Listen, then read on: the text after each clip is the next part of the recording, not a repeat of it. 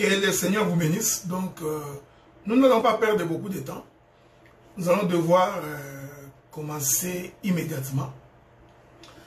Parce qu'il est possible que nous ayons beaucoup de choses à se dire.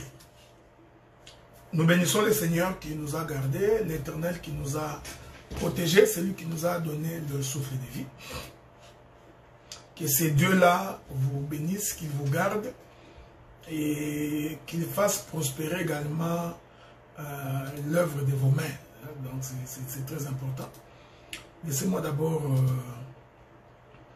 voilà, je disais que le Seigneur vous garde, qu'il vous protège, qu'il fasse également prospérer l'œuvre de vos mains, qu'il bénisse votre maison, qu'il bénisse également vos entreprises, tous vos projets, que le Seigneur mette donc sa main afin que vous soyez, vous prospériez, comme la Bible dit, je voudrais que tu prospères à tous égards, comme prospère l'état de votre âme. Je crois que c'est la chose la plus importante. Et par la même occasion, je remercie Dieu qui nous a gardés, qui nous a protégés et qui nous donne également l'opportunité de pouvoir vous parler. Il nous donne l'opportunité de pouvoir partager avec vous ces moments de la parole et qu'il exerce également l'oreille de tout un chacun pour que chacun de nous soit à même de comprendre et de saisir la pensée de l'Écriture. Je crois que c'est la chose la plus importante sur laquelle nous allons devoir nous atteler aujourd'hui. J'ai certainement beaucoup de... Bien-aimé Liliane, que Dieu te bénisse. J'ai beaucoup de choses à dire. C'est comme j'ai toujours dit, il n'est pas dit que tout ce que je vais dire va te faire plaisir. Okay? Donc, l'idée n'est pas de faire plaisir à quelqu'un. Okay? Donc, l'idée, c'est de prêcher la parole. La Bible dit, jugez-en vous-même, faudrait-il faire plaisir aux hommes ou faire plaisir à Dieu. Donc, nous sommes de cette génération, nous sommes de ces gens, nous ne faisons pas plaisir aux gens. Okay? Nous ne sommes pas là pour faire plaisir à quelqu'un. Et nous ne sommes pas non plus là dans les alliances des humains. Non, non. Nous sommes ici pour défendre la parole et annoncer la parole. Donc nous continuons donc notre marche de sanctification sur la question de Jésus, l'homme à 4 pieds. Donc je crois qu'aujourd'hui c'est la 4e ou la 3e partie. Je ne me souviens plus exactement. Mais nous continuons notre marche. Jésus comme étant l'homme à 4 pieds. Et vous savez notre écriture de base, mon bien-aimé Timbante, que le Seigneur te garde, qui te garde également. Mon bien-aimé fils d'Aaron, Fred François, que Dieu vous garde également. Et je vous ai toujours dit que pour devenir un grand ministre, il faut écouter également des grands ministres. Okay? Même dans la vie de tous les jours, si tu voudrais prospérer, il ne faut pas choisir les gens qui échouent. Non, il faut choisir des gens qui ont la vision, les gens qui voudraient avancer, les gens qui voudront aller loin. Il faut s'accrocher à des gens comme ça pour que vous avanciez dans la vie. Donc quand tu aimes, tu aspires au ministère, quand Dieu t'a appelé au ministère, il faut écouter les gens qui ont le ministère. Il ne faut pas aller écouter les gens qui répètent. Des fois, ils répètent et finalement, après 6 mois, 7 mois, tu vas te rendre compte que tu seras à court d'enseignement. Tu seras à court de prédication parce que tu ne te ressources pas. Et aussi, il faudrait te sanctifier davantage, craindre Dieu, te rapprocher du royaume, que le Saint-Esprit soit ton compagnon pour que, nuit et jour, que tu sois inspiré. Ok? Donc c'est très important. Je vous ai toujours enseigné l'amour de la parole, l'amour de Dieu et l'amour du prochain. Il ne faut jamais, alors jamais, pour quoi que ce soit comme raison, devenir ennemi de quelqu'un. Il ne faut jamais haïr frère. Parce que l'homme ne sème que ce qu'il a, ne récolte que ce qu'il a semé. Donc quand tu sèmes la haine, tu récolteras la haine. Tu sèmes la bagarre, tu auras la bagarre, ok? Tu sèmes les troubles, tu auras les troubles. C'est la loi de la nature. Il faut toujours s'aimer de bonnes choses. Mon bien-aimé Jules, que Dieu te bénisse également. Donc, nous sommes en train d'expliquer le Seigneur Jésus-Christ comme étant l'homme à 4 pieds. L'homme qui a 4 pieds. Donc, l'enseignement est grand. Il y a beaucoup de choses à dire. Je crois même en 2 ans, je ne peux pas finir. Alors, j'ai fait l'exercice de confiner Dieu dans le soleil. Ok? Parce que le ministère, c'est prendre Dieu, le faire entrer dans un corps. Cet exercice-là n'est pas donné à tout le monde. C'est pourquoi la lumière du premier jour, qui est l'éternel Dieu, Dieu qui est une lumière, le premier jour de la création, c'est la lumière qui est Dieu. Dieu a donc pris cette lumière du premier jour, il l'a confinée dans le soleil. Donc, Dieu a pris toute la lumière. Il fait entrer la lumière dans le soleil. C'est le travail de confinement. Voyez-vous, frère? Il confine la lumière dans un corps qu'on appelle le soleil. Maintenant, quand le soleil est en train de se déplacer, Dieu, dans toute sa divinité, est en train de se déplacer. Donc, le soleil, c'est un tabernacle. Vous comprenez ça, frère? Donc, le soleil est une maison. Le soleil, c'est un temple. Voilà, j'aime ça. J'adore ça. J'aime quand j'entre dans ces choses. Donc, le soleil, c'est le temple, c'est la maison, c'est Jérusalem de la lumière. Parce que Dieu, dans toute sa divinité, la lumière, tout entière, entre donc dans un corps, ce corps-là qu'on appelle le soleil, et le soleil qui se déplace, c'est Dieu qui fait son déplacement. Or, écoutez bien aimés dans le Seigneur, je vous ai toujours dit que quand nous prêchons l'évangile, il ne faut pas prendre un radar. Parce que nous ne sommes pas de ces ministres. Tu peux nous voir dans un radar comment nous venons. Non. C'est pourquoi il y a des gens, quand tu prêches, il sait déjà qu'il va toucher tel verset. Après, il touchera tel verset. Après, il va toucher ça. Tu vois, tu es repéré par les radars. Automatiquement. Non. Le ministre ne vient pas comme ça. Oh, vous allez remarquer que le soleil a été créé le 4e jour. Est-ce que vous me suivez? Jésus, l'homme à 4 pieds. Écoutez-moi bien. Bien. Ok? Écoutez-moi bien. Vous savez, il y a beaucoup de gens qui vont abandonner le ministère. Il y a beaucoup. Hein? Vous savez, au fur et à mesure du temps, vous comprendrez plus tard qu'il y en a d'autres qui n'ont jamais eu le ministère, mais qui ont prétendu être des ministres. Vous allez voir, frère. Remarquez. N'oubliez pas, Jésus, l'homme à 4 pieds. Ok? Donc, parce qu'un homme à 4 pieds, c'est un homme qui se déplace. Il fait les déplacements. Oh, remarquez que la lumière du premier jour, Dieu la confine dans un corps qu'on appelle le soleil. Et là, nous sommes au 4e jour de la création. Je vais vous lire les Écritures qui sont des flèches. Ok? Des flèches que nous mettons dans vos carquois pour vous permettre de faire un bon voyage dans les déserts. C'est très important. Ok? C'est pourquoi il faut avoir l'écriture, qui sont des flèches dans un carquois. Genèse chapitre 1er, le verset 14. Genèse chapitre 1er, verset 14. Ainsi, il y eut un soir, il y eut un matin, ce fut le 3e jour. Non, ça c'est le verset 13. Verset 14. Dieu dit qu'il y ait des luminaires dans l'étendue du ciel, pour séparer les jours d'avec la nuit, que ce soit des signes pour marquer les époques, les jours et les années, qu'ils servent des luminaires dans l'étendue du ciel pour éclairer la terre. Cela fut ainsi. Dieu fit les 2 grands luminaires, le plus grand luminaire pour présider au jour, le plus petit luminaire pour présider à la nuit. Que le Seigneur vous bénisse. Il y fit aussi les étoiles. Dieu les plaça dans l'étendue du ciel pour éclairer la terre. Donc, pour présider au jour et à la nuit, pour séparer la lumière d'avec les ténèbres, Dieu vit que cela était bon. Il y eut un soir, il y eut un matin, ce fut le 4e jour. Donc le 4e jour, c'est le jour où la terre est éclairée par le soleil. Vous comprenez? Dieu a donc placé les luminaires dans l'étendue du ciel pour éclairer la terre. En d'autres termes, les luminaires est un homme, tous les luminaires, tout. J'ai dit ici, est-ce que vous me suivez, frère? Nous sommes en train, ici je ne procède pas encore au découpage territorial. Je me sens bien, frère. Je me sens bien, j'ai l'impression que le Saint-Esprit est très content aujourd'hui avec moi. Parce que je suis son serviteur. Remarquez, frère. Donc, tous les luminaires servent d'éclairage. En d'autres termes, tous les luminaires, c'est la lumière. Ok? Parce que les luminaires doivent éclairer la terre. Donc, tous les luminaires, soleil, lune, les étoiles, tous réunis, forment la lumière. Est-ce que vous comprenez?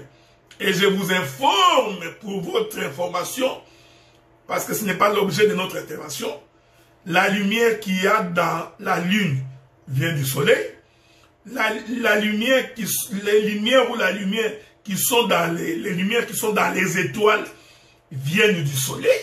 Donc vous comprenez que le soleil, c'est lui le dirigeant, c'est lui le corps. Donc les détails de la lune et des étoiles, ce sont des enseignements.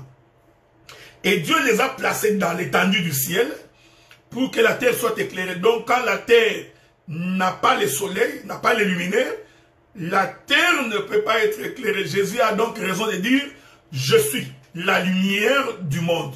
Donc quand Dieu plaçait les luminaires dans l'étendue du ciel, en réalité, Dieu plaçait Jésus. Voyez-vous, frère? Pour éclairer la terre. Or, pour que le soleil éclaire la terre, le soleil doit donc marcher. Voyez-vous, frère? Donc, le soleil fait la marche en éclairant la terre. Or, remarquez que ce soleil-là a été créé le 4e jour. C'est très important. Je répète, le soleil est créé le 4e jour. Donc, la lumière qui se déplace fait son déplacement dans les chiffres 4. Ce n'est pas fini. Lisons. Je vais vous donner des versets. Hein.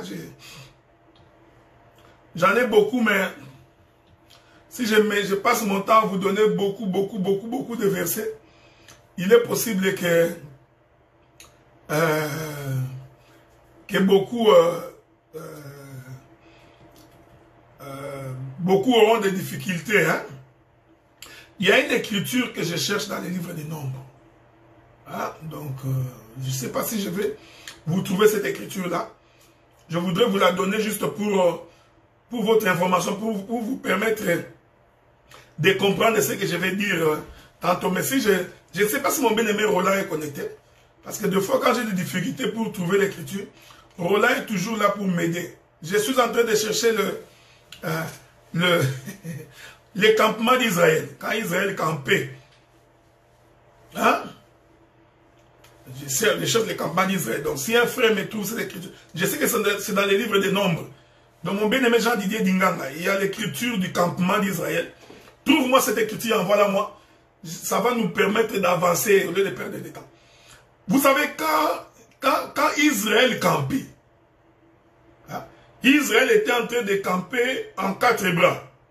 Je suis en train d'expliquer Jésus l'homme à 4 pieds, ok? Les 4 lépreux qui se déplacent vers le Syrien. Hein? Je vous avais donné cette écriture-là. Les 4 lépreux qui ont fait les déplacements vers les Syriens. J'explique que ces 4 lépreux-là, c'est les 4 pieds de Jésus qui font un déplacement, ok? Mais comme nous n'expliquons pas selon le monde, nous expliquons selon les Écritures, il faut faire beaucoup d'attention. Que Dieu te bénisse, ma bien-aimée sœur Niki, la cadette qui toque. Prenons, c'est Nombre chapitre 2, ok? Merci beaucoup. Nombre chapitre 2. Prenons les Écritures. Je vais vous expliquer quelque chose là. Nombre chapitre 2. La Bible dit ceci. Voilà. L'Éternel parla à Moïse et dit à Aaron, les enfants d'Israël camperont chacun près de sa bannière. Vous pouvez lire tous les versets. Il y en a qui camperont en Orient. Donc, si vous voulez, vous pouvez lire ça. La tribu de Juda, hein, l'Orient. Hein, les campements à l'Orient, les camps de Juda avec sa bannière et ses corps d'armée. Quand Juda campait, il campait avec 2 autres tribus. Vous pouvez lire le texte, je n'ai pas le temps. J'ai déjà expliqué plusieurs fois les campements. On peut aller lire pour comprendre. Quand Juda campait, dans son campement, il était lui, Juda, avec 2 tribus qui formaient les chiffres 3. Vous réalisez? En Occident, vous trouverez certainement le camp d'Éphraïm, lui aussi va camper avec 2 autres tribus. Bon, au nord comme au sud, donc les 4 points cardinaux, Israël campait en groupe de 3. Ce qui faisait 3, 3, 3, 3. Quand vous multipliez par 4, parce que c'est 4 points, ça nous fait le chiffre 12. Ok? Maintenant, il y a une écriture qui m'intéresse.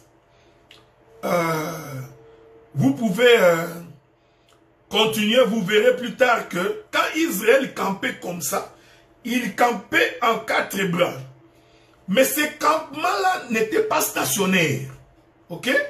Israël campait, mais aussi il se déplaçait. Donc, le camp d'Israël n'était pas seulement un camp stationnaire. C'était un camp en déplacement. Est-ce que vous me suivez? Que la paix du Seigneur soit avec vous. Est-ce que vous me suivez? Remarquez. Donc, quand Israël campait, il campait donc en 4 bras. Mais ces campements-là n'étaient pas stationnaires.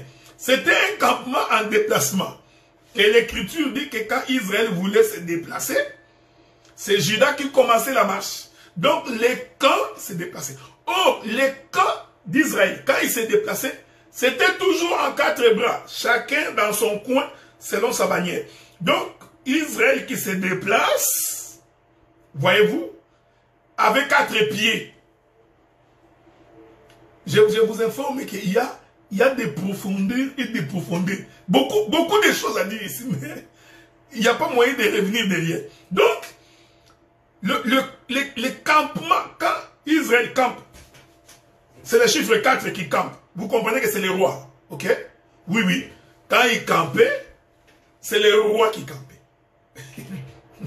Parce que la royauté est pour Juda, et Juda est le 4e fils de Jacob. Vous comprenez? Donc quand Israël campe, c'est Adam.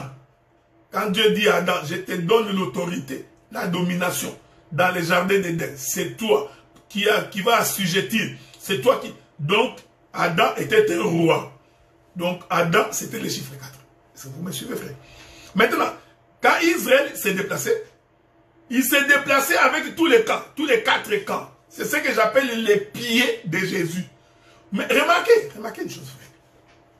Remarquez que quand Israël campait, l'Écriture dit que la tribu de Lévi et l'arche de l'Alliance étaient au milieu du campement.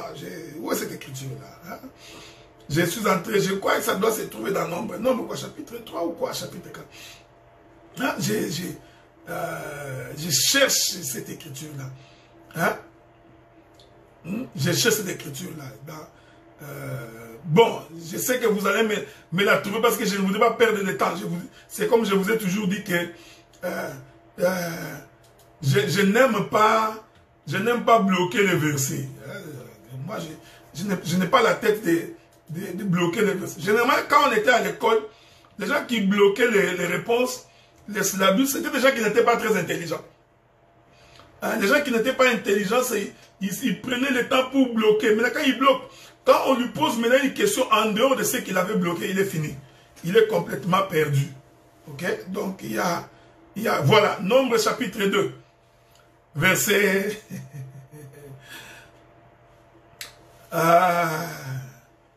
Nombre chapitre 2, je vais lire le verset 2. Les enfants d'Israël camperont chacun près de sa bannière, sous les enseignes de la maison de ses pères. Ils camperont vis-à-vis et tout autour de la tente d'assignation. C'est l'écriture que j'ai cherchée. Hein? Je ne sais pas s'il y en a une autre, mais si vous en trouvez une autre, vous pouvez voulez-vous, ne soyez pas égoïste, envoie-moi cette écriture-là, ça va également m'aider. Donc quand Israël était en train de camper, la tente d'assignation, vous comprenez? L'arche de l'Alliance était au milieu. Et les camps campaient tout autour. Mon bien-aimé Roland, shalom. J'ai toujours dit que tu es notre futur ministre. En t'écoutant prêcher, je peux confirmer que tu es ministre de la parole. Je crois que si ça ne dépendait que de moi, je t'aurais déjà reconnu comme ministre. Okay? Si ça ne dépendait que de moi. Bon, regardez, bien aimé dans le Seigneur. Regardez. Donc, je suis tes interventions, que le Seigneur te bénisse. Il faut rendre hommage aux gens quand ils sont encore vivants. J'aime ces choses. Remarquez, donc quand Israël campait donc tout autour des lâches. En d'autres termes, l'arche était au milieu. Or, ne portait l'arche que les Lévites. Vous voyez, il faut être de la tribu de Lévi pour porter l'arche. Donc, nous comprenons que quand Israël campait, Lévi ne campait pas avec les autres. J'aime ces choses, frère. Qui a des choses à dire? Donc, Lévi n'était pas dans les campements des autres. Lévi, lui, il était au milieu, portant l'arche, entouré du peuple. Maintenant, prenons la révélation de l'Écriture. Lévi, c'est lui qui porte l'arche. L'arche, c'est Dieu. En d'autres termes, l'arche, c'est la lumière. Voilà, Dieu est la lumière du monde. Ah, donc l'arche, c'est Dieu. L'arche, c'est la lumière. En d'autres termes, Lévi, c'est la lumière, frère. Voilà pourquoi nous disons, quand l'Église n'a pas les ministres, l'Église est dans les ténèbres. Donc, quand vous vous assemblez, vous vous réunissez, sans la présence d'un ministre, c'est-à-dire d'un Lévi, d'un sacrificateur, le porteur de l'arche, s'il n'est pas là, votre rassemblement est un groupe de prière. C'est une association de courageux. C'est pourquoi, quand tu établis une église, il faut que Dieu te donne l'œil pour identifier les ministres parmi les frères. Et quand tu l'identifies, il faut les reconnaître, l'amener pour que le peuple les respecte. Vous savez, frère, je vais vous dire une chose. Pour que Dieu établisse Aaron comme souverain sacrificateur, il a pris Aaron parmi ses frères. Hein, frère, on en parlera. Il n'est pas allé prendre Aaron dehors. Non, il a pris Aaron parmi ses frères. Dieu a dit à Moïse, tu prendras Aaron, tu l'élèveras en dignité, tu le présenteras au peuple comme le souverain sacrificateur. Donc les ministres, on les prend dans le peuple. C'est-à-dire, pendant que moi je suis en train de diriger l'église, comme ministre de la parole, c'est moi qui vois que tel est appelé au ministère. Et c'est moi qui prépare l'homme à devenir ministre. Frère, on ne peut pas échapper à la règle. On ne devient pas ministre pour avoir écouté beaucoup sur Facebook. Non, parce que tu as lu beaucoup de syllabus, j'en parlerai. Tu as lu beaucoup de syllabus, beaucoup de bouquins. Tu as participé à beaucoup de partages. Tu dormais pendant longtemps, pendant des années dans une permanence. Tu te réveilles le lendemain matin, tu deviens ministre. Non, non, non, non. Donc, on les choisit parmi le peuple, les ministres. On les lève. Celui qui voit le ministère, c'est le ministre en fonction. Et quand il voit le ministre en devenir, il doit l'identifier, l'encadrer, le préparer pour le présenter au peuple. Non, ce n'est pas tout le monde qui prêche. Ce dimanche, c'est moi qui prêche. L'autre dimanche, c'est tel frère qui prêche. Non, non, non, non, non, ça devient un désordre. Donc, on identifie, on présente. Frère, écoutez ces frères. Ça, c'est la doctrine de la maison de l'Éternel. Donc, tout celui qui devient ministre en dehors de cette doctrine n'est pas de Dieu. Même s'il crie, il parle beaucoup. Si tu n'as pas respecté la règle, rentre d'abord. Rentre, humilie-toi. Nous allons t'observer et nous allons te reconnaître, frère. C'est pourquoi sur Facebook, tout le monde est devenu docteur. Tu verras, shalom docteur, shalom prophète, shalom docteur, shalom apôtre. Tout le monde se donne des titres parce qu'il a écrit, il fait des publications, il fait des articles, il fait des commentaires, il devient ministre. Oui, oui, il est possible qu'il le soit. Mais la procédure vous dirait que tu rentres dans une église locale. Et dans l'église locale, il y a un ministre établi. Ou il y en a 2 ou 3, peu importe, établi. Ces ministres-là te mettent en exercice. Tu observes, ils t'appellent devant le peuple, ils disent, ça c'est un prédicateur. Tout le reste là que vous faites, vous êtes découragé. Ok? On peut vous encourager comme vous voulez, mais c'est tout simplement, vous êtes tout simplement découragé. Alors arrêtez d'appeler tout le monde apôtre, prophète, pasteur sur Facebook parce qu'il fait des vidéos, il fait des publications, il fait des petits commentaires. Allez, vous faites de lui ministre, vous l'appelez docteur. Non, non. Vous n'allez pas nous corrompre, frère. Moi, j'ai toujours dit, moi, je ne serai pas corrompu par ces choses. Tu peux bien prêcher. Il est vrai que je dirais, oui, il parle bien. Il dit des choses qui sont vraies. Mais pour te reconnaître ministre, en tout cas au milieu des saints, à moins que tu le deviennes dans ton église, à ta manière, dans ton groupe de prière, mais pour que nous te reconnaissions tel dans l'assemblée des saints. L'assemblée dont David dit, l'Éternel est redoutable dans l'assemblée des saints. Pour que cela arrive, frère, il faut respecter la procédure. Si tu ne respectes pas, tu perds ton temps. Qu'on te donne des titres, on s'en fout. Nous te les disons avec amour. Ok, frère. Donc, ne cherche pas à forcer en faisant des publications sur Facebook tout le temps pour que tu deviennes ministre. Non. Non, non, non, non. Va travailler dans une église locale. Fais l'œuvre dans l'église locale. Les ministres qui y sont, qui vont t'écouter, qui te verront à l'œuvre, te reconnaîtront. On en parlera au jour du Seigneur. Tout ministre ne peut pas être forcément conducteur de l'église. Ça, j'en parlerai au jour du Seigneur. Il n'est pas dit parce que tu es ministre que tu dois nécessairement conduire une église. Non. Remarquez, frère. Ça, c'était une exhortation. Juste pour vous aider à rentrer sur le chemin. Ça ne vous diminue pas, frère. Nous savons, il y a des frères qui prêchent, qui ont le ministère. Mais il faut qu'ils rentrent, frère. Rentrez. Une église locale, rentrez là-bas. Rentrez là-bas. Et si il n'y a pas de combat, vous savez, j'ai toujours dit, je vais vous dire une chose, frère. Celui qui a le ministère n'a pas peur de la compétition. Celui qui a le ministère n'a pas... Je ne peux pas avoir peur, frère.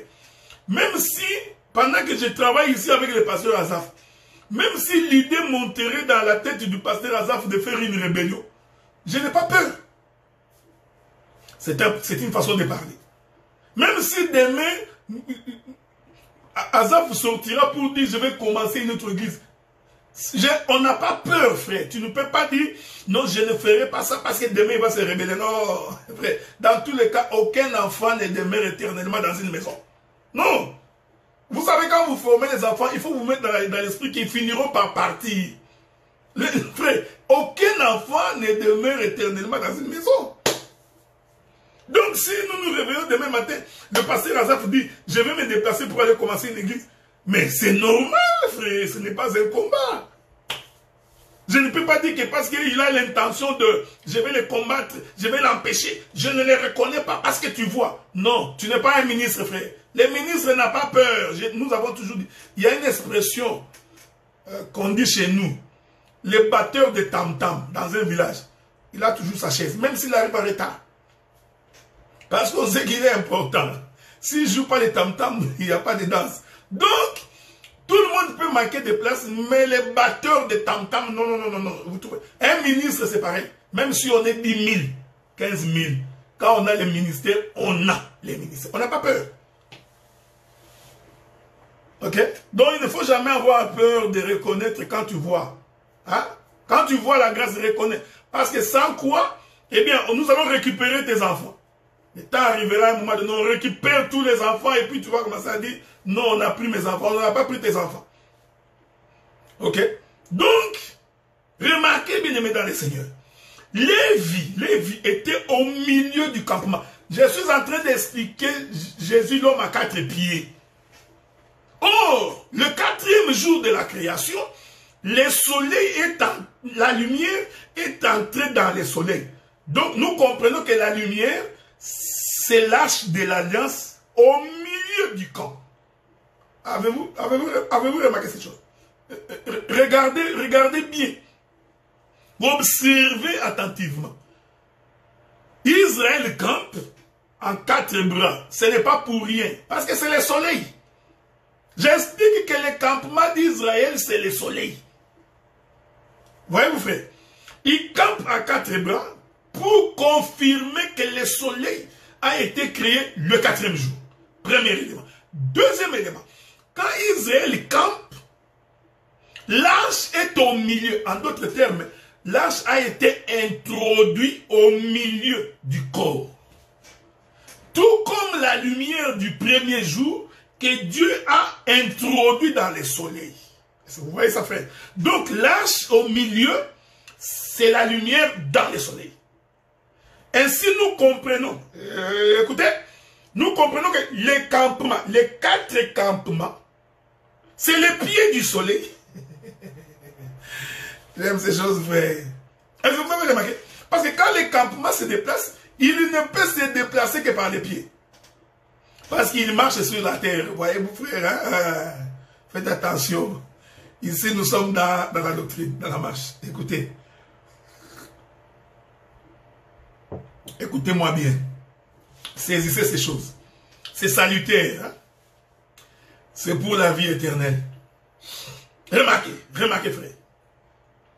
Donc, l'arche ne peut pas se déplacer s'il n'a pas les pieds. Donc, nous comprenons que les 4 points de campement constituent les pieds de l'arche. Donc, quand Israël se déplaçait, il se déplaçait l'arche toujours au milieu. Il y a des profondeurs, frère, à dire ici, il y a beaucoup de choses. En d'autres termes, l'arche se déplaçait tout en étant cachée. Donc, la lumière était toujours cachée, mais en se déplaçant. Donc, voilà pourquoi, même quand Jésus était venu sur la terre, c'était le soleil en déplacement, mais la lumière était cachée dans le soleil. Vous voyez, frère, hein? Dieu était à l'intérieur de Jésus. C'est pourquoi il dit à Philippe, qui m'a vu à vie le Père, dont le Père, source de la lumière, était dans un corps. Nous comprenons que le corps de Jésus, c'est le campement. Ah, parce que le campement, c'est les lieux où on vient se mettre. J'aime ça. Le campement, c'est les lieux où on vient s'introduire, s'asseoir. Donc, l'éternel Dieu campait dans le corps de Jésus. Il était à l'intérieur de ce corps. Vous remarquez? Ainsi, le corps de Jésus, c'est tout un campement. Et c'est... Alléluia. Et ce corps de Jésus qui est tout un campement, j'aime ça, à quatre pieds. Parce que Jésus s'est déplacé. Bon, il y a beaucoup d'écritures. Jésus s'en alla à Capernaum. Il alla à Nazareth. Il se déplaça vers la Samarie. Il alla dans la maison de Lazare. Vous voyez, frère, c'est le soleil qui se déplace. Mais pour se déplacer, il a besoin de ses 4 pieds. Et j'ai dit bien 4 pieds. Avez-vous remarqué ça, frère? Que la paix du Seigneur soit avec toi, mon bien-aimé Guilain. Remarquez, frère. Donc, l'arche, c'était la lumière dans un corps. Et il avait 4 bras. C'est pourquoi le soleil a été créé le 4e jour. Voilà pourquoi les 4 lépreux qui se déplacent ici, en réalité, c'est les pieds du campement. Vous voyez? C'est les 4 coins les 4 pieds qui font les déplacements. Mais qu'est-ce que c'est les 4 pieds ici? Parce que quand je suis encore comme ça, il y a beaucoup de gens qui sont encore dans les firmaments. Il y a des gens qui sont encore dans les firmaments. Nous allons les aider à descendre. Vous savez, quand les 4 lépreux sont arrivés chez les Syriens, après avoir mangé, qu'est-ce qu'ils ont dit? Ils ont dit, cette bonne nouvelle. Je vais lire ça. Laissez-moi lire ça. Espérons que je vais trouver cette écriture-là. C'est quoi? C'est 1 Samuel chapitre 17. Souffrez, hein? Je n'ai plus de verset avec moi, mais j'espère pouvoir trouver ces versets-là. C'était quoi, un Samuel ou quoi? Je ne sais pas si je vais encore trouver. Si je ne trouve pas l'écriture, ce n'est pas grave. Je reviendrai, ou 2 rois, je crois. Attendez. Je crois que c'était 2 rois. Ça doit être 2 rois, je crois. Oui, 2 rois chapitre 7. Lisons. 2 rois chapitre 7. Verset 9. Verset 8. Les lépreux étant arrivés dans l'entrée du camp, pénétrèrent dans une tente, mangèrent et burent, et emportèrent de l'argent, de l'or et des vêtements, qu'ils allèrent cacher. Ils rêvèrent pénétrer dans une autre tente. Ils emportaient des objets qu'ils allèrent cacher. Je vous dispense ici parce que les lépreux sont entrés dans 2 tentes. Voyez-vous? Ils entraient dans la première tente. Ensuite, ils entraient dans la deuxième tente. Nous disons, les 2 tentes représentent 2 maisons. La maison d'Israël et les nations. Est-ce que vous comprenez? Donc, la bonne nouvelle concerne les 2 maisons. La bonne nouvelle concerne Israël et les nations. Voilà pourquoi les 4 lépreux, les 4 pieds, entrent d'abord dans une maison. Mangèrent, burent, trouvèrent de la richesse. Si tu es prédicateur, tu es un enseignant, ok? Je suis un fournisseur des enseignements, frère. Je te fournis. Je suis un grossiste, frère. Moi, vous savez, j'ai toujours posé la question, pourquoi vous allez donner vos offrandes, vos dons dans des ONG? Donnez-nous l'argent. Donnez-nous, frère, parce que nous méritons recevoir votre argent, parce que nous sommes certifiés que Dieu nous a donné ces choses, frère. Et cette chose, c'est la vie éternelle pour vous. Hein? Tu aimes bien t'acheter une chaussure à 400 euros, 500 $, 600. Non, donne à ton prédicateur 500 euros, 600 euros. C'est une écriture, on en parlera un jour. Parce qu'il y a des frères, ils adorent la révélation. Là, il va crier, Amen, Dieu est bon, j'aime ces choses, c'est bien fait, mais il faut aussi donner quoi. Il faut servir l'homme de Dieu. Mais, que l'homme de Dieu ne devienne pas voleur. Parce que je vais revenir. Nous ne prêchons pas pour avoir l'argent, ok? Donc, les 2 maisons, c'est 2 sacerdoces, Moïse et les nations. Israël et les nations. La Bible dit dans le verset 9. Puis ils se dirent l'un à l'autre, nous n'agissons pas bien. Cette journée est une journée de bonnes nouvelles. Mais frère, qu'est-ce que c'est la bonne nouvelle? J'aime ces choses. Il dit, si nous gardons le silence, et si nous attendons jusqu'à la lumière du matin, le châtiment nous atteindra. Venez maintenant, allons informer la maison du roi. Les 4 lépreux vont confirmer que c'est une bonne nouvelle. Et la bonne nouvelle doit être annoncée. Vous savez, mais pour répondre à toutes ces questions, la Bible est claire. Qu'est-ce que c'est la bonne nouvelle, frère? Est-ce que vous comprenez? Donc, les 4 lépreux annoncent la bonne nouvelle. Qu'est-ce que c'est la bonne nouvelle? Souffrez. Souffrez que je vous ajoute une autre écriture. Avec l'aide du Saint-Esprit, l'abondance des biens ne nuisant pas. Souffrez que je vous ajoute une autre écriture. Matthieu chapitre 4, verset 23. Jésus parcourait toute la Galilée, enseignant dans les synagogues, prêchant la bonne nouvelle du royaume. Donc nous comprenons que c'est que les lépreux sont en train de faire là. Quand ils disent que c'est la journée de la bonne nouvelle, mon bien-aimé Gigiston, est-ce que tu es là? Je ne sais pas si tu me suis. Est-ce que vous comprenez? Donc quand ils ont dit que c'est une journée de la bonne nouvelle, les 4 lépreux, cela voulait dire Jésus parcourait la Galilée, enseignait dans les synagogues, prêchant la bonne nouvelle. Je vais ajouter une écriture. Matthieu chapitre 11, verset 5. Vous voyez, frère, hein? C'est comme ça qu'on explique les Écritures. Matthieu chapitre 11, verset 5.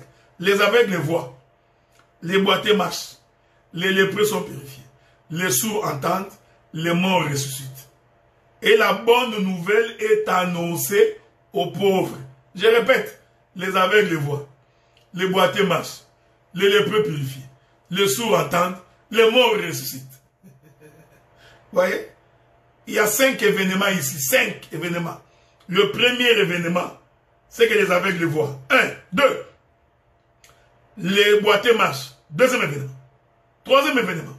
Les lépreux sont purifiés. Quatrième événement. Les sourds entendent. Cinquième événement. Les morts ressuscitent. Nous comprenons que c'est le ministère. Est-ce que vous comprenez? La bonne nouvelle, c'est le ministère. Éphésiens chapitre 4. Ici, je viens de vous présenter Éphésiens chapitre 4. Dieu a établi dans l'église l'apôtre, les prophètes, les docteurs, les pasteurs et les évangélistes. Voyez-vous, frère? Donc, cette bonne nouvelle, c'est Jésus-Christ. Je vais vous ajouter une dernière écriture. Matthieu chapitre 24, verset 14. Cette bonne nouvelle du royaume sera prêchée dans le monde entier pour servir de témoignage à toutes les nations. Alors viendra la fin. Que le ciel vous bénisse. Que la main de Dieu vous visite. Et que Dieu soit avec vous. Remarquez cette chose, frère. Donc, les 4 lépreux qui nous expliquent la bonne nouvelle, en fait, ils nous expliquent la nouvelle du royaume de Jésus. Le ministère de Jésus. Est-ce que vous comprenez, frère? Alléluia. Que le Seigneur est bon. Oui, quand nous prêchons comme ça, est-ce que nous avons besoin d'être insultants? Non. On n'a pas besoin d'insulter quelqu'un. Est-ce que nul n'est besoin pour nous de minimiser les gens? Non. Nous vous présentons l'évangile pour que vous compreniez l'exactitude des Écritures. C'est ça, prêcher. Prêcher, c'est faire comprendre les mystères cachés dans les Écritures. Je l'ai dit et je le répète. Pour les ministres, pour les appeler au ministère, frère, un ministre prêche l'évangile. Il explique les profondeurs des Écritures. Dans le rouleau du livre, il est question de Jésus. Il n'est pas question de Matthieu Samuel dans les Écritures. Dans les Écritures, il n'est pas question de Denis Leslie. Non, non. Dans les Écritures, il est question de Jésus. Donc nous expliquons le royaume. Et c'est pourquoi nous expliquons les choses cachées depuis la nuit des temps. L'Éternel a dit à Daniel, tu prends ces choses, scelle-les, cache-les. Les gens qui liront ces choses, la connaissance augmentera. Est-ce que vous comprenez ces choses, frère? Que le Seigneur vous bénisse. Donc, la bonne nouvelle, remarquez, la bonne nouvelle ici, c'est la prédication de Jésus. Mais qui ont annoncé cette prédication de Jésus? Ce sont les 4 lépreux. C'est ça les pieds de Jésus qui se déplacent. Ne vous en faites pas. Je sais que tu as ton explication de 1 Corinthiens. Les 4 parlaient de Dieu, la connaissance, la prophétie. Ah, vous connaissez les versets, non? Je ne veux pas aller là-bas. Parce que avec ton radar, c'est là-bas que tu m'attends. Ah, le policier, l'inspecteur avec son radar, il a mis comme ça, il est en train de m'attendre. Il dit certainement qu'il va aller toucher 1 Corinthiens. Les 4 parlaient de Jésus. Non, non, non, non, je ne viens pas là-bas, frère. Moi, je ne...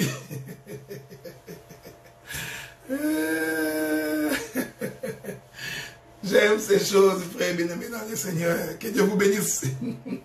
Donc toi, tu es en train de m'attendre là-bas. Tu dis non, non, il va toucher les 4 parler, la connaissance, la prophétie, la doctrine. Non, non, non, non, non, frère, non. Arrête avec ton radar, tu m'attends là-bas. Je suis... J'aime ces choses, l'écriture, j'aime Dieu. Que le Seigneur est bon. Que Dieu vous bénisse, mon bien-aimé frère. Que Dieu te bénisse. Écoutez l'évangile, frère. Je vous ai toujours donné un conseil. Quand tu sers Dieu, frère, sers Dieu dans toute la sincérité. Aime Dieu de tout ton cœur. Prie le Seigneur. Sois un homme de prière. Crains Dieu. Sanctifie-toi. Il faut lire beaucoup. Écouter beaucoup. Tu seras un bon prédicateur. C'est simple, frère. Sans quoi tu vas être un perroquet. Tu vas avoir beaucoup de connaissances. C'est pourquoi, aujourd'hui, je vais profiter pour en parler. C'est pourquoi aujourd'hui, beaucoup de nos prédicateurs commencent à faire des syllabus. Bon, je me pose la question, quelle différence il y a entre vous et les branhamistes? Il y a quelques années, vous condamniez les brochures. Vous disiez, non, les branhamistes, au lieu d'aller lire la Bible, ils passent leur temps à aller lire les brochures. Vous en avez fait votre cheval de bataille. Tout le temps, vous étiez contre les brochures. Mais aujourd'hui, qu'on se le dise entre nous, en nous regardant dans les yeux, beaucoup de nos prédicateurs, maintenant ils font des syllabus. Tout comme les branhamistes, aucune différence. Vous avez toujours des raisons pour dire non, tu vois, c'est pour la cause de l'évangile. Parce que vous pensez que depuis que l'évangile a commencé du temps des apôtres, Dieu ignorait que les apôtres pouvaient également écrire leurs propres syllabus. Qui n'étaient pas assez intelligents pour écrire leurs propres histoires. Que leurs propres prédications. Les prédications sont devenues des propriétés privées des prédicateurs. Donc c'est mon syllabus, c'est mon enseignement. C'est ton enseignement. Donc vous, mais souffrez que je vous le dise. Vous pouvez ne pas être d'accord avec moi. Mais je trouve que ce que vous faites et le branhamisme, il n'y a aucune différence. Bien au contraire, vous êtes pire. Vous êtes pire parce que les branhamistes au moins donnez leurs brochures gratuitement. Mais vous, non seulement que vous faites les syllabus, mais en plus vous vendez. Donc je vais vous lire une écriture. Je vais vous énerver. Frère, pardonnez-moi. Que je ne vous énerve pas. Je suis votre frère. Je suis votre frère. Trouvez-moi l'écriture. Il y a une écriture où dit, le Seigneur dit que vous avez fait de la maison de mon père caverne des voleurs et des commerçants. Je cherche cette écriture-là, ok? Je sais que vous allez trouver ça pour moi. Si quelqu'un me le trouve, qu'il me l'envoie, ça pourra... Voilà. Je prends Luc chapitre 19. Le Seigneur est bon. Pendant que je cherche les versets, j'en trouve déjà. Mais si vous en trouvez un autre, envoyez-le-moi. Je suis dans Luc chapitre 19. Je vais lire à partir le verset 45. La Bible dit ceci. Il entra dans les temples et s'est mis à chasser ceux qui vendaient. Je vais vous énerver, frère. Je suis sûr qu'aujourd'hui, là,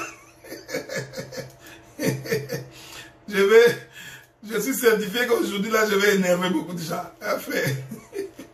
Souffrez, hein. Donc, que je ne vous énerve pas. Mais je sais déjà que je vais vous énerver. Donc, c'est pourquoi ça me fait déjà rire. Mais bon, qu'est-ce que vous voulez? Laissez-moi vous dire ce que j'en pense. Quoi. Que cela vous énerve.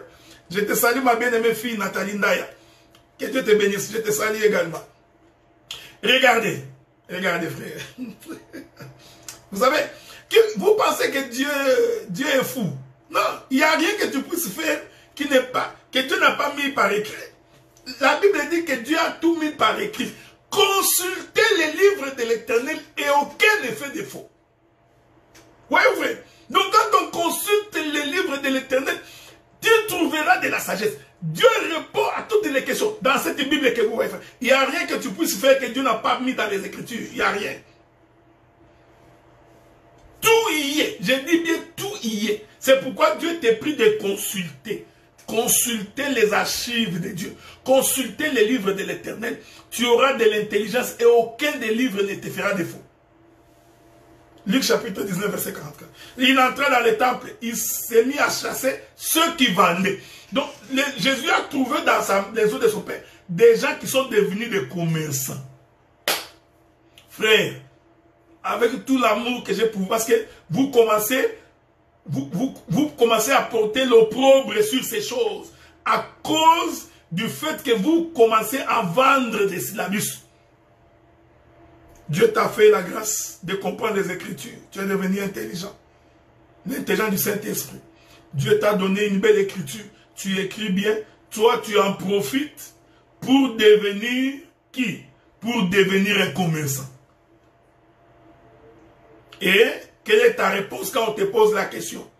Non, l'homme de Dieu doit être nourri. Vraiment, frère, est-ce que Dieu n'a pas donné la manière dont on doit nourrir l'homme de Dieu? Mais Dieu a mis ça dans les Écritures, frère. Enseignez au peuple à donner aux hommes de Dieu. Enseignez-leur. Dites au peuple que l'homme de Dieu mérite un salaire. Enseignez au peuple et ils vous donneront votre salaire, frère. Ne prenez pas des raccourcis. Vous, le peuple également, quand vous travaillez, vous avez l'argent, partagez vos biens avec vos prédicateurs. C'est aussi la parole. Comme ça, ils vont arrêter de devenir des commerçants. Regardez, à cause de vous, ils sont devenus des commerçants. À cause de vous. Mais si tu veux devenir commerçant, mais fais le commerce avec autre chose. Arrêtez de faire le commerce avec les choses de Dieu. Même moi qui vous prêche, je suis un homme d'affaires. Je travaille. J'ai fait mes propres affaires. Mais je ne fais pas le commerce avec l'œuvre de Dieu. Non. Non. Mais bien aimé, soyons quand même sérieux. Mais va vendre les arachides, les haricots, achète-toi un sac de maïs. Fais la vente, frère. Prie le Seigneur, il va faire prospérer ton entreprise. Mettez vos femmes dans les affaires. Qu'est-ce que vous voulez? Hein? Donc, quand tu reçois un salaire de 4 000 $, mais prends ta femme, mets ta femme dans les affaires. Envoie ta femme en Guangzhou, en Turquie, et qu'il fasse les commerces. Mais arrêtez de vendre la parole. Vous vendez la parole. Vous vendez. Que ça vous gêne, mais vous vendez la parole. Donc, Jésus entre dans les temples. Il trouve les vendeurs. Aujourd'hui, nous en avons beaucoup qui vendent. D'autres vendent des livres. Vous n'êtes pas différent de tous ces pasteurs, les pasteurs de... Il y a un pasteur nigérien là aussi, un autre vendeur. Lui, dans l'église, il ne fait que vendre. Ouais, il ne fait que vendre. Il fait des bouquins à Lagos, il envoie au Canada. Une église qui s'appelle Feu et Faille, si c'est quoi, je ne sais pas. On vend 10 $, 20 $, 30 $, 50 $. Si tu achètes, tu seras béni. Non, mais finalement, nous allons où? Nous allons où, frère? Je vous avais dit, les branamis au moins donné les brochures gratuitement. Donc, vous êtes pire que les branamis. Vous êtes pire. Donc, les branamis au moins, ils donnent les brochures gratuitement. Mais vous vendez. Et vous prétextez que c'est pour soutenir l'homme de Dieu. Mais bien évidemment, Seigneur. Mais est-ce que votre Bible, est-ce que vous la lisez avec moi ou c'est autre chose? Mais Dieu a défini la manière de soutenir l'homme de Dieu.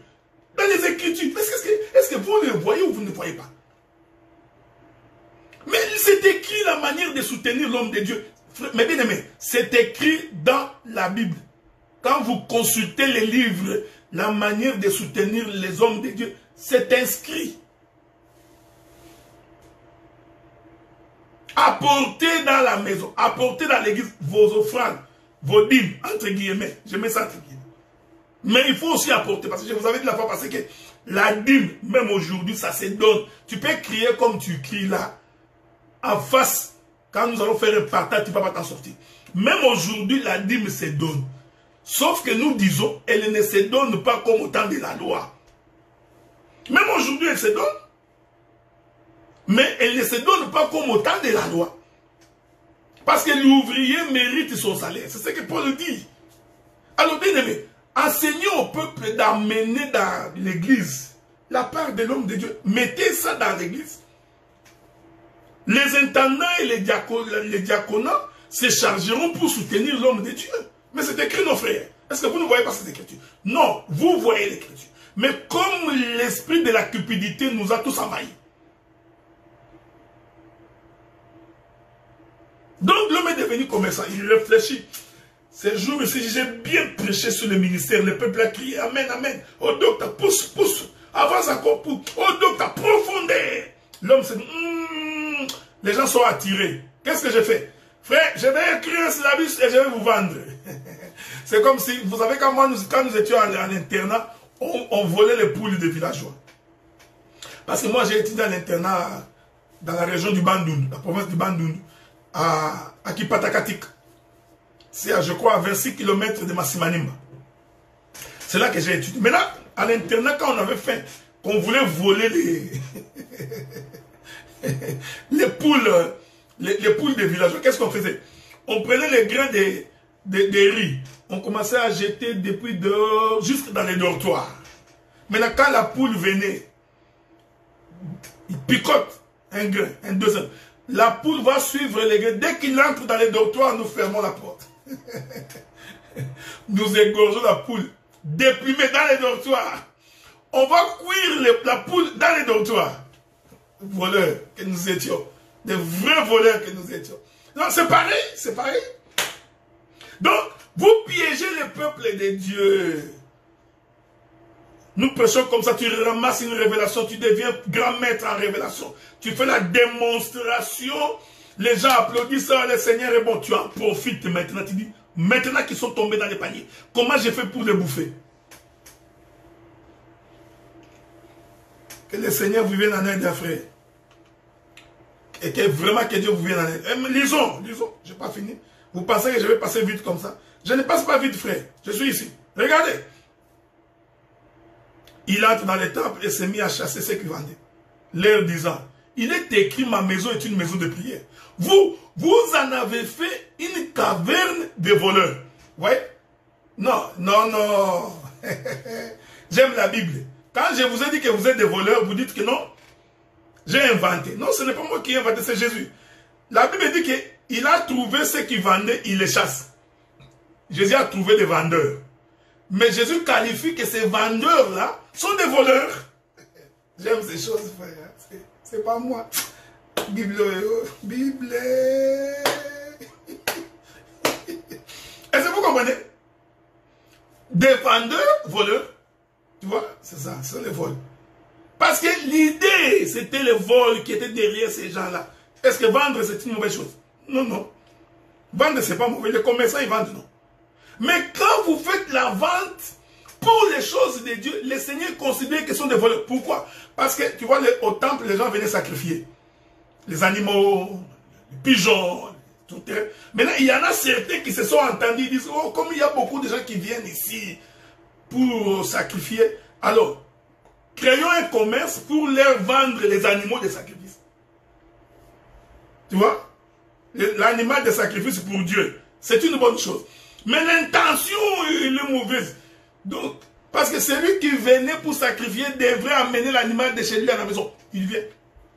Mais les gens, d'abord je vous informe que les gens qui étaient derrière cette commission, la commission de vente ici, c'était des sacrificateurs.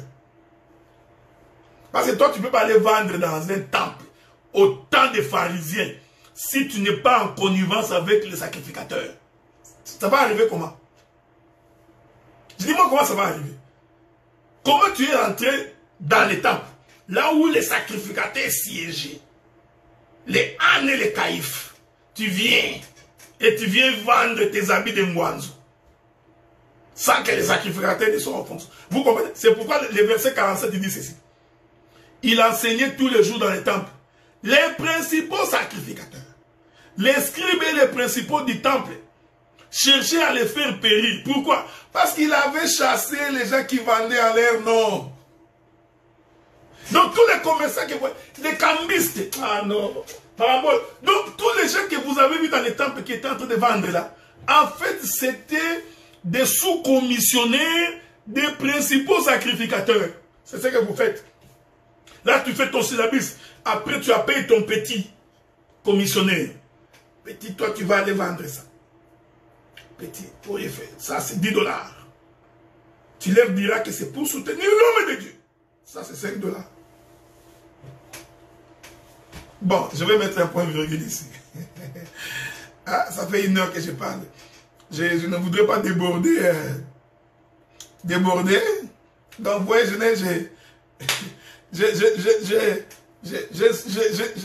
n'ai même pas parlé de...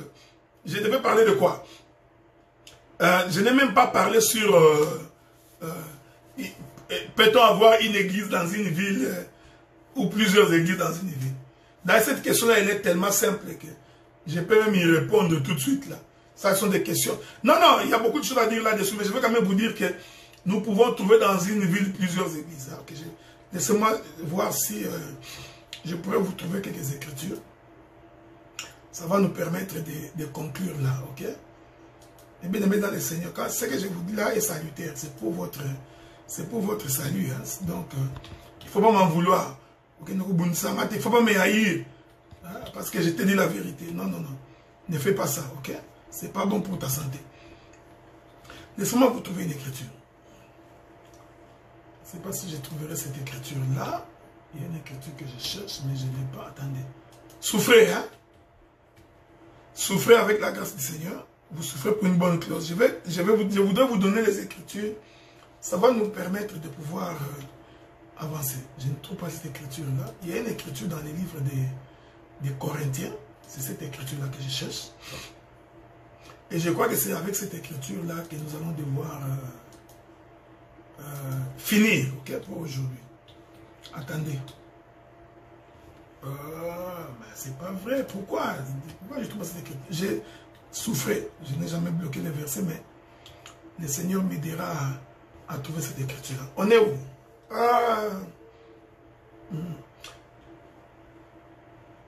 Romains, je crois que c'est Romains. Hein? Allons voir d'abord Romains chapitre 16. Qu'est-ce qui est écrit? Romains chapitre 16. J'ai lu les premiers versets. Je vais finir par là.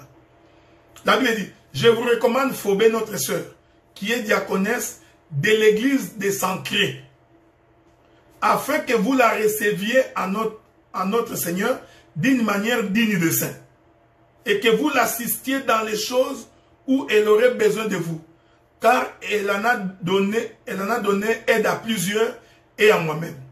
Saluez Prisca et Aquila, mes compagnons d'œuvre en Jésus-Christ, qui ont exposé leur tête pour sauver ma vie. Ce n'est pas moi seul qui les rend grâce, ce sont encore toute l'église des païens. Saluez aussi l'église qui est dans leur maison. Voyez-vous? Donc il y avait l'église des Sancrés où Paul demande de saluer. Nous sommes ici chez les Romains. Il continue de dire, saluez aussi l'église qui est dans leur maison. Donc, dans cette ville-là, il y avait une autre église dans la maison. Dans la maison de qui? La Bible répond à la question. Qui est dans la maison de... je vais recommander, je vais vous continuer. Saluer et païen mon bien-aimé qui a été pour Christ les prémices de l'Asie. J'ai encore une autre écriture. Attendez. Je crois que le livre des Corinthiens donne également une autre écriture là-bas. Ça, je vous donne d'abord les écritures. Je reviendrai avec beaucoup de détails pour dégager également la pensée prophétique des écritures. Il y a une écriture là. Je cherche l'écriture là, mais je ne sais pas si je vais la trouver. Donc,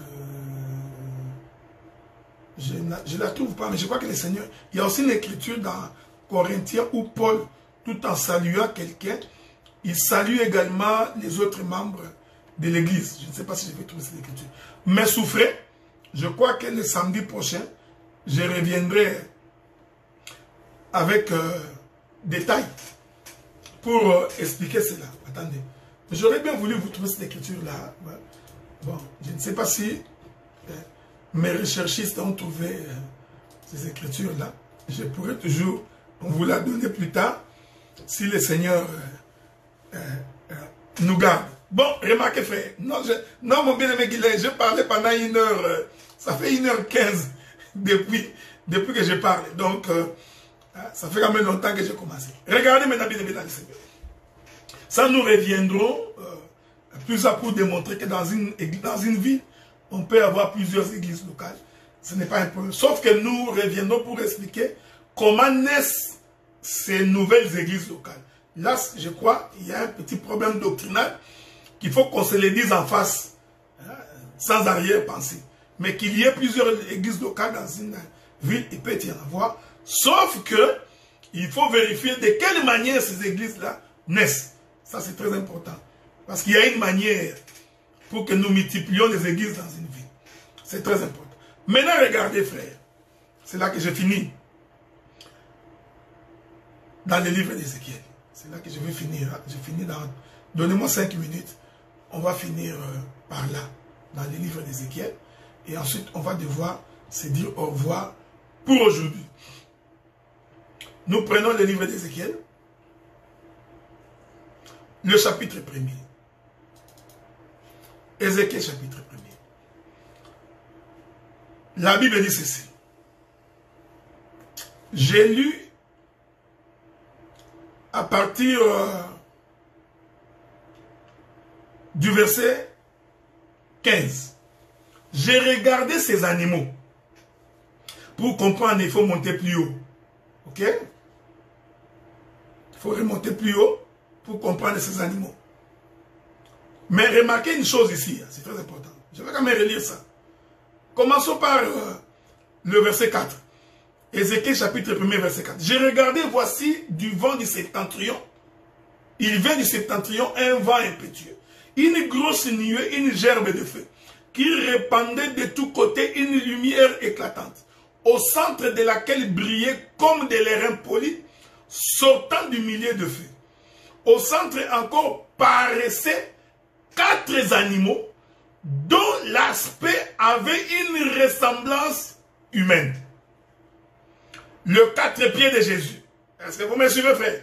Donc Ézéchiel, il regarde, il voit donc 4 animaux. Mais avant de voir les 4 animaux, il a d'abord vu un vent qui souffle du septentrion, un vent impétueux, comme une grosse nuée. Nous disons que tout ça c'est l'Éternel. Une gerbe de feu.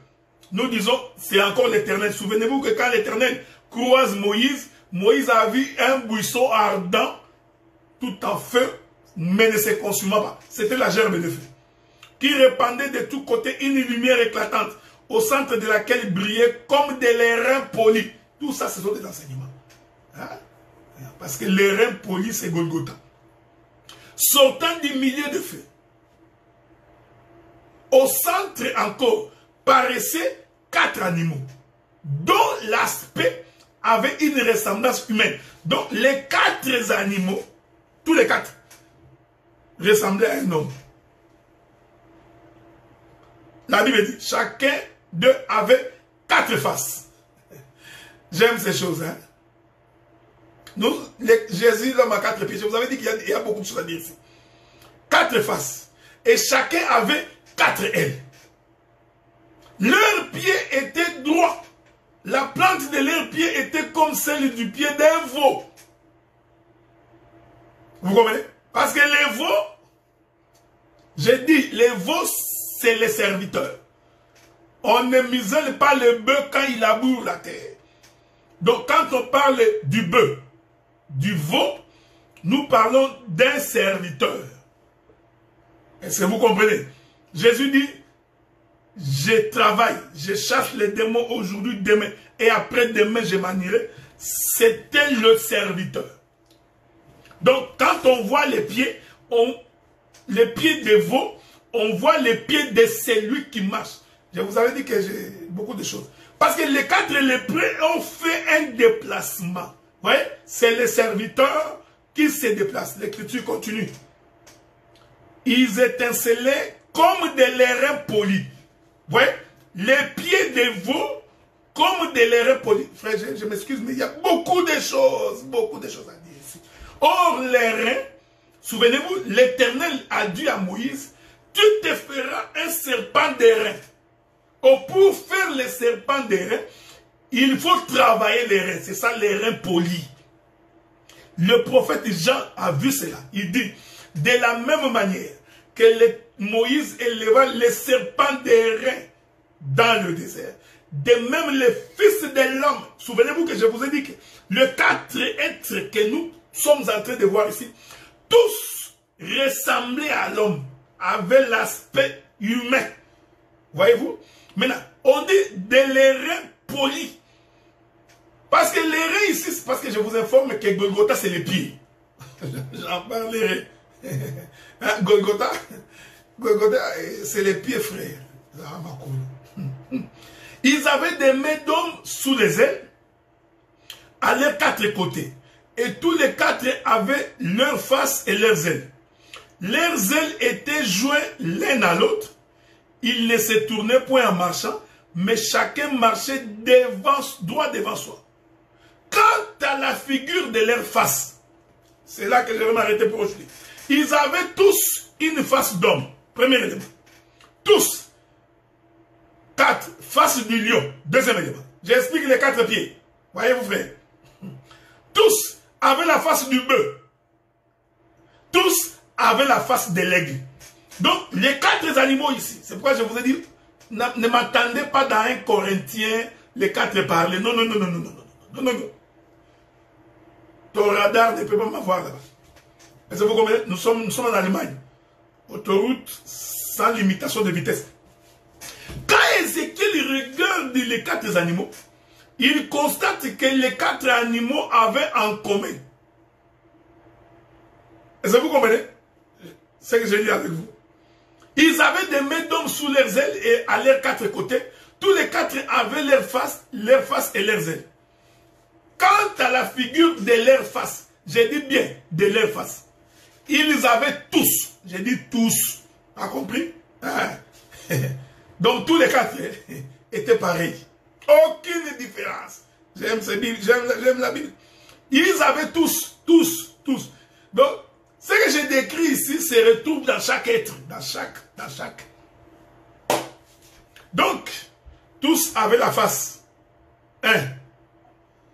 D'un homme. 2. Du lion. 3. Du bœuf. 4. De l'aigle. Voici les 4 pieds. Voyez-vous, frère? Maintenant, je vous donne un avant-goût pour le samedi prochain. Tous les 4 animaux, tous les 4 avaient la face de Matthieu. Tous avaient la face de Marc.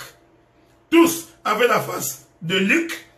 Et tous avaient la face de Jean. Alléluia. Ça vous arrive. Hein? J'ai dit que ça c'est un devoir à domicile. Je te l'ai donné comme devoir à domicile pour que tu rentres dans la méditation. Entre dans la méditation. Hein? Je veux que tu médites. Parce que le samedi prochain, nous allons continuer ici. J'ai dit, c'est pourquoi je t'ai dit, il ne faut pas penser que je suis en train d'expliquer les 4 pieds d'un homme comme ça, comme tu commences à chercher quelqu'un qui a une malformation congénitale, ou avec 4 pieds. Ce n'est pas de cela que je parle. Je ne parle pas de ces choses, frère. Nous parlons des choses du royaume. Cette bonne nouvelle, Jésus a dit, va se déplacer. Elle sera annoncée en commençant par Jérusalem, Samarie, dans la Judée, jusqu'aux extrémités de la terre. C'est-à-dire que la bonne nouvelle est en train de se déplacer. Et nous disons que le déplacement de la bonne nouvelle, il se fait par le 4 pieds. Et les 4 pieds, j'ai expliqué que c'est les 4 lépreux. Maintenant, j'ai touché Ézéchiel pour expliquer que le déplacement des 4 pieds ici, c'est l'homme, c'est les lions, c'est les veaux et c'est l'aigle. Mais remarquez, frère, cela veut dire que dans les lions, on trouvait et les lions, et l'aigle, et les veaux, et l'homme. J'aime ça. Vous voyez, maintenant, quand tu vas chez les veaux, tu trouves et les veaux, et les lions, et l'aigle, et l'homme. Aucun ne fera défaut. C'est que nous, C'est pourquoi nous vous avons toujours dit, frère, ce que tu trouves chez un prophète, tu dois les trouver chez l'autre prophète. Ils ne peuvent pas se contredire. S'il y a la contradiction est chez vous. La contradiction est chez toi. Mais du côté de l'Éternel, il n'y a pas de contradiction parce que les différentes faces doivent être retrouvées dans tous les êtres, dans tous les animaux. Donc, si toi tu n'as pas vu, c'est toi qui n'as pas vu. Mais nous qui avons le ministère, nous devons voir. C'est pourquoi le ministère est donné, frère. Le ministère est donné pour ça. Pour ces choses. Pour que tu sois à même de comprendre les mystères cachés de tous les temps. J'ai un peu soif, laissez-moi boire. J'espère que je ne t'énerve pas. Hein? Parce qu'il y a des gens, quand ils m'entendent comme ça l'énerve. Que la paix du Seigneur soit avec toi. Regardez, frère. Je voudrais arrêter, mais ça finit pas. Donc, j'ai dit, je reviendrai le samedi prochain. J'ai dit, les 4 pieds, c'est Matthieu, Marc, Luc et Jean. Et j'ai dit, Matthieu, c'est les lions. Marc, c'est le veau. Luc, c'est l'homme. Et Jean, c'est l'aigle. J'entrerai dans chaque compartiment. J'expliquerai chaque pied. Voilà pourquoi dans les campements, Israël campait en 4. Quand ils se déplacent, frère, c'est Matthieu, Marc, Luc et Jean. Ce sont les 4 pieds qui marchent sur la terre. Que la paix du Seigneur soit avec vous. Et que Dieu se souvienne de vous. Hein? Que Dieu vous garde. Et qu'il garde également vos maisons. Et qu'il vous protège. Nous nous fixons donc rendez-vous les samedis prochains. Si Dieu nous prête vie. Que Dieu vous bénisse.